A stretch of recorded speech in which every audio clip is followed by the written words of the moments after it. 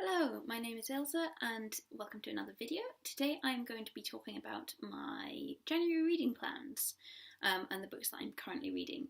I've got interesting lighting today because the sun is streaming through the windows behind my camera, but then I have this weird shadow right across here from the laptop camera. So we'll see how this goes with clouds and everything. The first book I want to talk about today is Dirty Magic by J. Wells. This is actually a reread for me. I read it a few years ago, shortly after it came out, I think. Around that time anyway. This book is set in a city called Babylon. I think from its description it's somewhere around Chicago or somewhere like that. It's a former steel town in North America, but this world that they're in, taking magical potions is an ordinary part of everyday life. The only problem is that a lot of different potions can be addictive. The main character is Kate Prospero. She is a policewoman, and her job is to catch people who are either taking or brewing illegal potions. Near the start of the book, unfortunately, she kills the lead witness in the case of another agency in the city, but this leads to her being brought in to work with that team on the case. It's a really cool urban fantasy series. The most recent one came out in the autumn after a long break. The author self-published it, so I want to reread the series to then get to reading that most recent one later in the year. If you're a fan of urban fantasy, or if you've read some of J. Wells' other books and really enjoyed them, I definitely recommend this one. The other book that I am currently reading is Paris Adrift by E.J. Swift.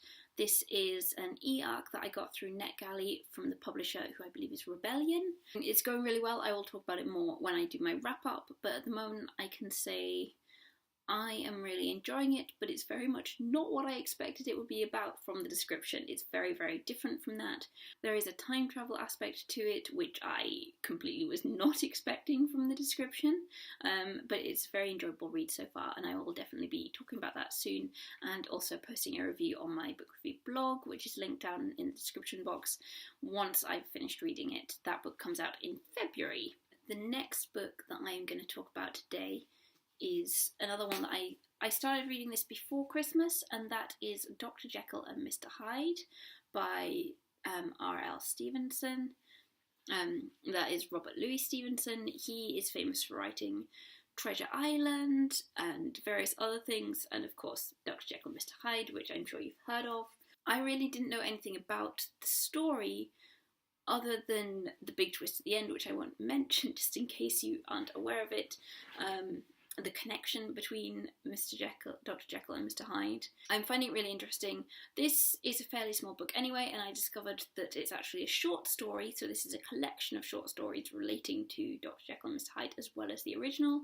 So I'm going to push through them as well, and hopefully I'll get that finished this month. Another book that I'm reading that I'm really excited about is God's Grave by J. Kristoff. I mentioned this in a book haul in the autumn, and I might have had it in another currently reading plans video as well.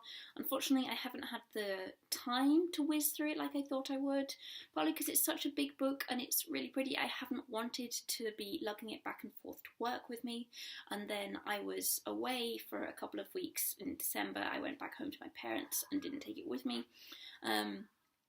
But hopefully I'll get to that soon as an evening read. Another book I'd like to read this month is Uprooted by Naomi Novik. This is one that I asked for and received for Christmas from my parents, which was really nice of them.